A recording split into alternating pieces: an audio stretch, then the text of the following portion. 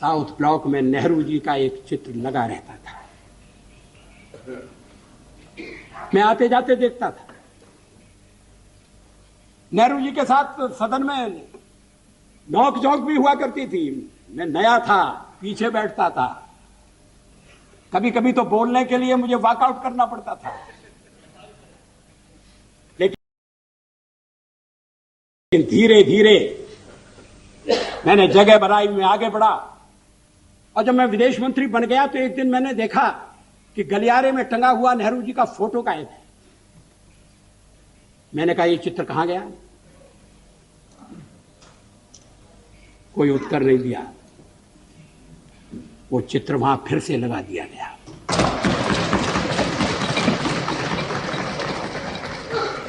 क्या इस भावना की कद्र है?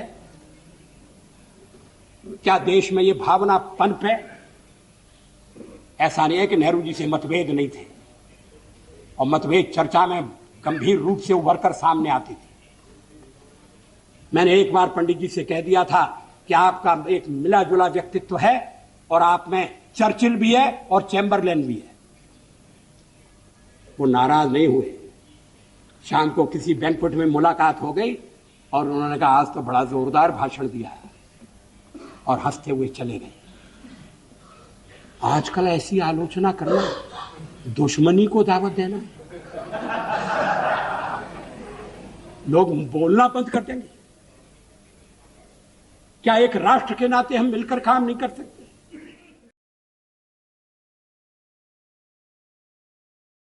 ये सदन उलझा भी बहुत और उलझकर सुलझा भी। मैं बहुत प्यार से कह रही हूं, मेरे भाई कमलनाथ अपनी शरारत से इस सदन को उलझा देते थे, और आदरणीय शिंदे जी अपनी शराफत से उसे सुलझा देते थे। और इस शरारत और शराफत के बीच बैठी हुई सोनिया जी की मध्यस्थता, आदरणीय प्रधानमंत्री जी की सौम्यता, आपकी सहनशीलता और आडवाणी जी की न्यायप्रियता के कारण ये सदन चल सका। और आज के दिन मैं अपने पूर्व नेता सदन को भी याद करना चाहूंगी, आदरणीय प्रणब मुखर्जी को, लोकतांत्रिक संस्थाओं में जिनकी आस्था ने भी इस सदन को चलाने में बहुत कारगर भूमिका निभाई। ये इसलिए हुआ क्योंकि भारतीय लोकतंत्र के मूल में एक भाव है, और वो भाव क्या है? वो भाव ये है कि हम एक दूसरे के विरोधी हैं मगर शत्रु नहीं। नमस्कार साथियों, स्वागत है आपका एक बार फिर से कॉफ़ी विद कुमार पे। जी हाँ, आप पूछना चाहेंगे कि कॉफ़ी विद कुमार इतने दिनों कहाँ रहा, तो मैं आज अपने दर्शकों को बताऊंगा कि कॉफ़ी विद कुमार जो है काफ़ी दिनों के बाद एक एकांतवास समझ लें। हालांकि हमारी एक प्रोफेशनल लाइफ है, उसके अलावा एक एकांतवास में चला गया था इतिहास पढ़ने को, क्योंकि जब तक आप इतिहास को पढ़ेंगे नहीं, समझेंगे नहीं, तो तब तक आप हिंदुस्तान को नहीं पहचान सकते हैं। और अगर आप व्हाट्सएप यूनिवर्सिटी के इतिहास के छात्र हैं तो भगवान आपका मालिक है। आज मैं अपना ये वीडियो शुरू करूँगा एक महान दार्शनिक के चंद पंक्तियों से, कि उन्होंने कहा था कि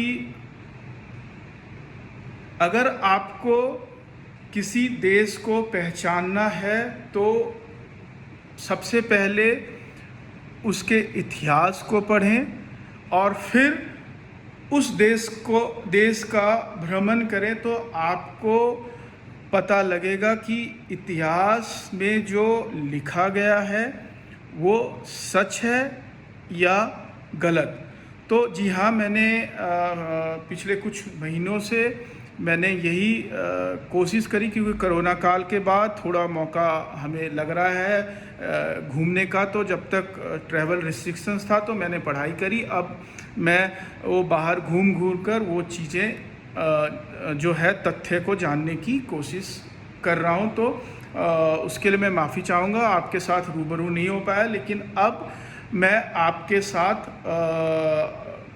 अपने निष्पक्ष आवाज़ के साथ मैं अपने इस चैनल पर आता रहूँगा और आप तक जो है आम जनता की जो समस्याएं हैं, आम जनता की जो तकलीफ़ है, आम जनता के फ़ायदे की जो चीज़ें हैं वो मैं रखता रहूँगा।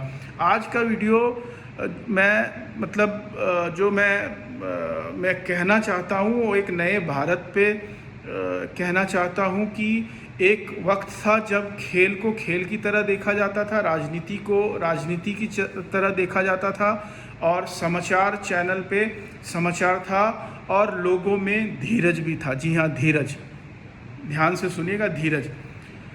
फिर क्या हुआ? नया भारत बन गया। नया भारत ऐसा बना कि राजनीति के जो मतभेद थे वह मनभेद में बदल गए, और उस मनभेद का जो फ़ायदा, जो सबसे ज़्यादा फ़ायदा आज की टाइम में कोई उठा रहा है तो वो हिंदुस्तान की मीडिया है, जो एक गिद्ध की तरह सत्ता पक्ष के साथ जुड़ गई है और उनके हाथों में खेल रही है, और उसके मुखपत्र का एक तरीके से वो काम कर रही है।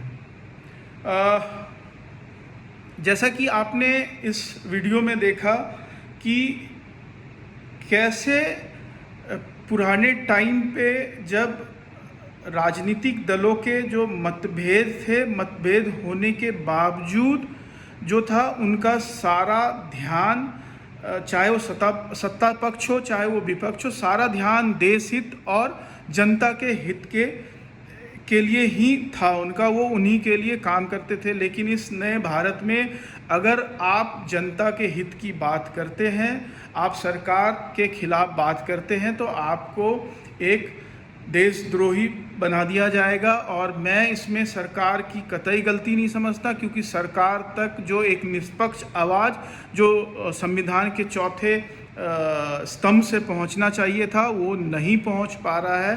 तो मैं अपने चैनल के माध्यम से मैं अपने दर्शकों से विनती करता हूं कि जो आपका जो चैनल है, ये अपने चैनल पर एक निष्पक्ष विचार और बेखौफ होकर जनता की समस्याएं उठाता रहेगा।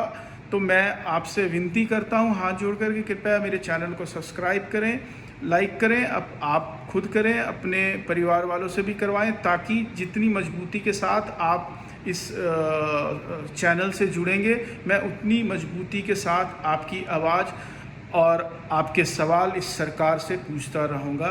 तो आज का वीडियो मैं यहीं समाप्त करता हूँ। धन्यवाद। शुभ रात्रि।